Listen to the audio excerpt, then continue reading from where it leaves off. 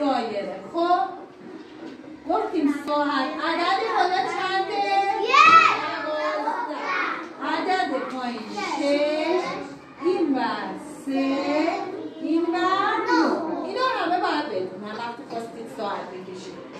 اینجا 1، اینجا 2. اینا رو مساوی باید باشه. 4، 5. 6 رو داریم چند؟ 8، 10، 11. خب حالا اگه بچه ما 2 تا عقربه توی ساعت داریم، یکیشون قدش کوتاست و توپله بهش میگن ساعت شمار، یکیشون قدش بلند و لاغره بهش میگن دقیقه شمار.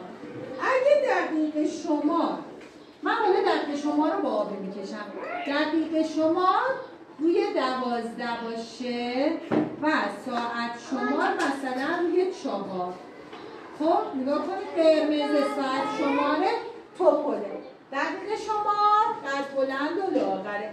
الان نوک اینو ادامه میدم، روبرو چه ساعتیه؟ 4. ساعت 4. ساعت 4 است. خب بچه حتما وقتی ساعت کامله که اینو 12 باشه.